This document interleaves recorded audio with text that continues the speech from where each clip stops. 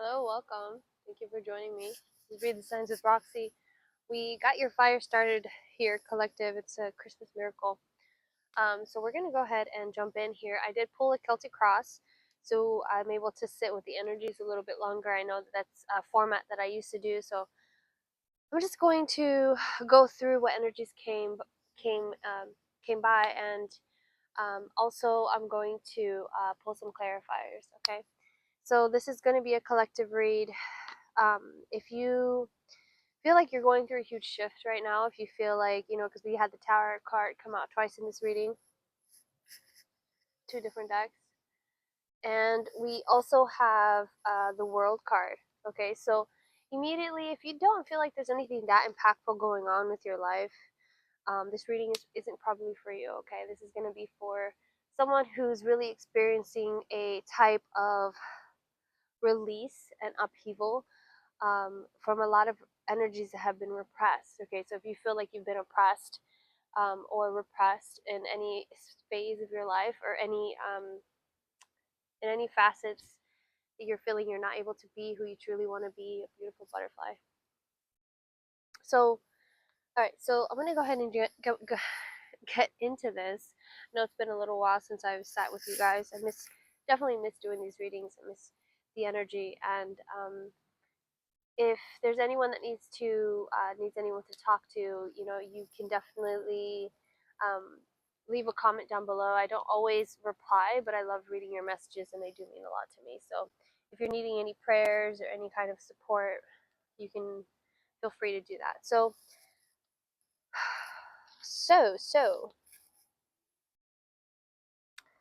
collective. We had the I Ching Grace come through here as well. So the I Ching Grace, um, I'm not going to read all of this, but I do want to read a part here because it says in line 1, so there's 6 lines in I Ching, but in line 1 there's a message of strength, and you did have the strength card come out here in the conscious influence. So I feel like you're tapping into your power, you're tapping into how strong that you are, and what defines that as strength. Okay, because I did see here in this deck that the lion is the only card that can the only animal that can eat another human being. And so the fact that this card came through on the strength card, it's kind of saying like, you have to face the idea of consumption or being completely taken over. Okay, so I think that's a huge part of realizing your strengths, that when you go toe to toe with the devil, or you understand what you're fighting, you know what I mean? If you resonate with being a warrior, or fighting for your life. Okay, this is not something for someone who's been fairly comfortable and protected. Okay, this is about you having to have protected your own energy for a long time. Okay, 333 on the clock. All right, so line 1, you want to move ahead by dint of your own strength alone, even if an opportunity presents itself to take the path of least resistance. Nevertheless, you also feel the necessity to build upon your own strengths, and you are right to do so. So, the card of grace for me, um, there's a message of not needing to acquire anything else, not feeling like you need to learn anything else. I think it's trying to tell you to give some space for your own natural beauty and your own natural kindness, and your things that you didn't necessarily acquire through effort, but that you were born with. I'm feeling or maybe like a refinement of what you were already born with, through patience and through challenges. Okay, so for your challenge here, whoops, for the for the challenge for this um, Celtic circle or Celtic cross, Why is that Celtic Circle? Maybe because we have so many. We have this world card here twice. So in your unconscious influence, we have the world, right? And then it's like you are being your unconscious. It's so interesting because in the place of you in the situation is also the world card. So your unconscious influence, it's almost like unconsciously, it's like you. Okay, so they did mention your animus and your anima coming together with the blue and the red. So I do feel like this is you kind of like your physical and your spiritual world coming to like a meeting point. I know it's kind of wild and kind of crazy to imagine, but um yeah, so your challenge here is the 8 of Wands, and it is crossing over the Page of Swords. Okay, so with the Page of Swords and the 8 of Wands, there's an energy of possibly not knowing how to serve people, because the 8 of Wands is like it's a formation of abundance and of people. Okay, so we have a lot of people's energies coming in towards you, and there's a part of you that just doesn't know how to communicate, because I feel like the Page of Swords is someone who's fairly new, and it's like you've never known how to communicate like this before. Okay, so the fact that you have, the World card here twice, the Strength here, and then the Tower card in your near future. The fact that we have the Tower card twice, it was at the bottom of the deck here. Um, there is a huge revelation, a huge release, and then with this total realization from the World card, it's this kind of release. It's like you realize in what ways that you've held yourself back, and in what ways that you were ungrateful, because we have the Nine of Cups in your past. Okay, so the Nine of Cups is like, you're in celebration because you're so happy that you were able to achieve the things that you were looking to achieve, and you're just happy. There's nothing that you need to achieve, actually. It just feels like that's it. You're just so happy for being you, right? And you're in your own energy, in your own happiness about that. But it's in your past, right? So I feel like with the World card here, it's like you're understanding your place, but with the challenge being, the Page of Swords, which is like the page of communication. There's a part of you that just wants to. There's a part of you that really wants to know exactly what to say and how to say it, right? And I feel like it's not the easiest. It's easier said than done. Okay, in a lot of ways, it's easier said than done. My camera just wants to shift down and look at the cards. Well, there you go. I guess you guys don't really need to see my face to for me to explain these things to you. So, um, right. So we have the Three of Cups as your environment, the Queen of Wands as your hopes and your fears, and then the Wheel of Fortune as your outcome. So I feel as though, yeah, again, there's a wheel here. There's an energy of coming around to something, and I've heard that the um the eclipse energy is kind of bringing up past energies of 2017 to 2019 energy. And if you can think back to when you were in 2017, this energy, I mean, I was in such a fucking rough spot at that time in my life. It was so tough. I think my son was like in his, I think he was about 5, and I was trying to go to school, and I was also apprenticing, and it was a very difficult time in my life. Like I had little to no money, um, little to no support, and it definitely feels like that energy can be coming around again to make you question, like, do you know your worth? Do you know how strong you are? Do you know how supported you are? And with this Three of Cups here, I do feel like it's trying to say, absolutely, you are supported and you are celebrated by the people around you. So we also have the Queen of Wands here, which is, it is a very sexual card. So I do feel like this too. I was reading about this Tower card, and it also suggests a part of you that needs to be freed from any kind of restriction. So in a way, the way that we have this nudity here between the two worlds, um, and this sexual Queen of Wands, I do feel like there's a test of like how strong can you be with your vulnerability, how um, you know how frank can you be when it comes to how you feel about certain things. And with this Grace card here, I feel like Grace is like trying to remind you, like, yes. It's so interesting because Grace, the way that there's like this person that's kind of like posing in the way, it's like you can have grace, and like you can have um ambition, and you can have passion, and you can have anger, and still have grace. Okay, and I think that that's part of what this anima and animus energy is trying to say with this you know androgynous energy coming through. Like, you don't have to be, everyone has both masculine and feminine energies, and there's no need for you to restrict yourself to how you feel you should or shouldn't act. Okay, especially when you're a woman and you have a lot of sexuality.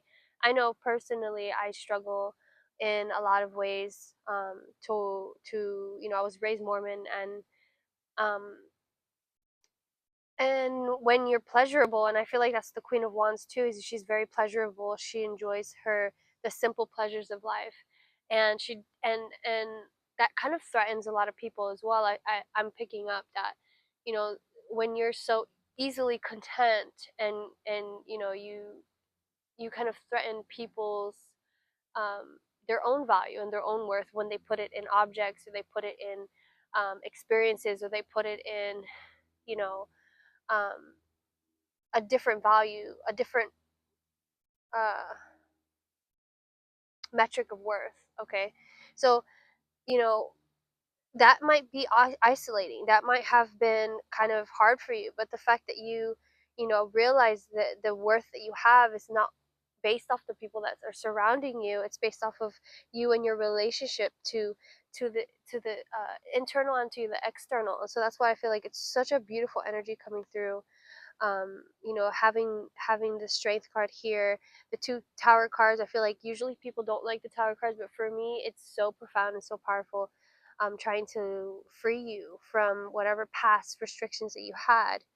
Okay, like it's like you being the emperor or the king of a land that you didn't want to rule anymore, and you are being freed from that.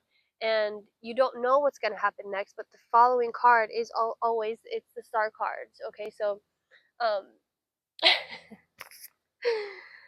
all right, so let's pull some clarifiers. It's 12:58 on the clock. Let's pull some clarifiers so we can kind of better understand this. And make sure my mic is on. It is. All right, so for this Three of Cups, what is this Three of Cups doing here? For the collective, what is this Three of Cups? Please show me clearly. Thank you. All right, Three of Cups. We have self-love. Wow, and look at this. Look at this freaking card. Look how amazing. Doesn't that look like the world card to you? Like, wow, I can't even. So, self-love is not egotistical. It shows you and others that you are worthwhile and deserve love in all its many forms. Wow, so profound. Because I do feel like that's probably at the core of what's happening. Like, like all of this shifting. Let's pull a card on this Eight of. This one, you have the Nine of Cups and the Eight of Wands. All right, let's pull a clarifier on this Eight of Wands as the challenge. Let's see what this challenge is here. For the Eight of Wands, please show me clearly. Can we please clarify with this Oracle deck? What is this? Whoa. That one flew out. Okay.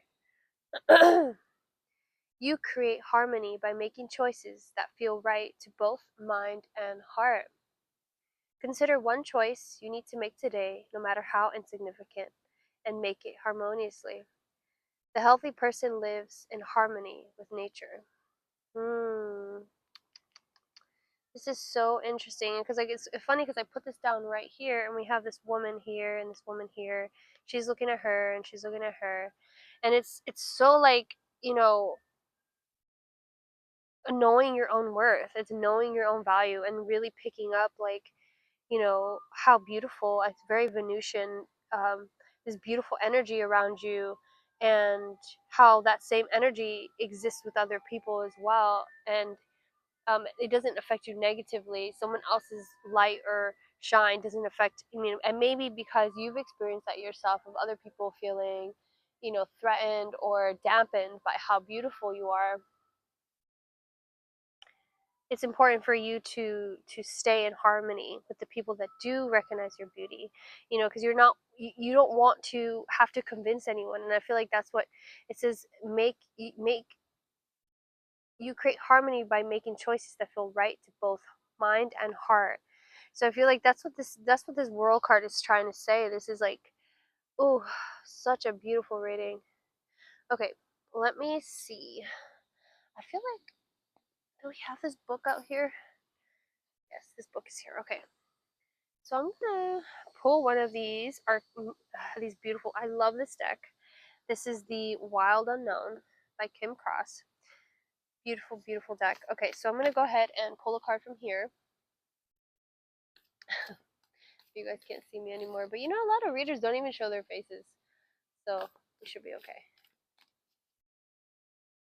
And I honestly like looking at the cards better than a person's face. It's just me though. I often don't even look at my phone. I'm usually washing the dishes or cooking. You know, I just put it on in the background. So if you guys are joining me and you guys are doing anything else, you know, driving, oh my god, I love that. Look at this card that came out.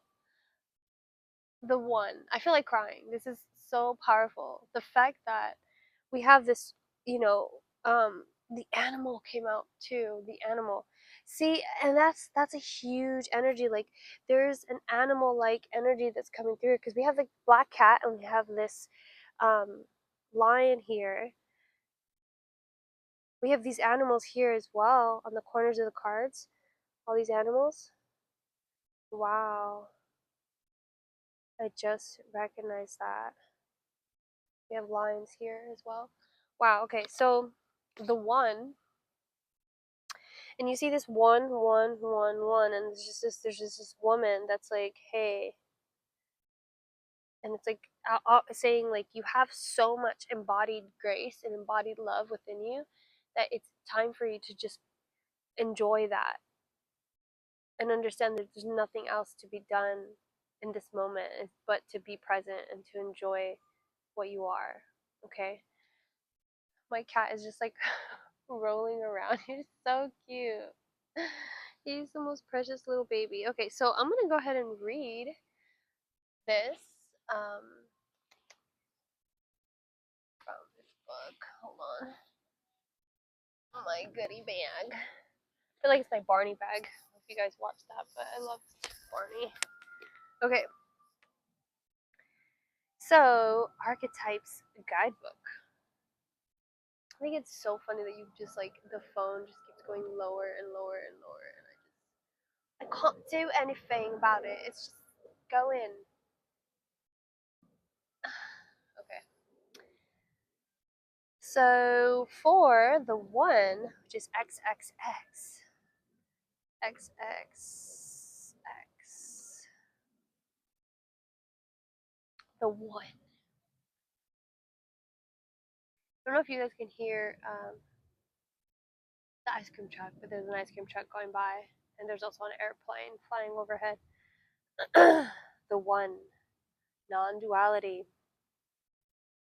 one love, unus mundus.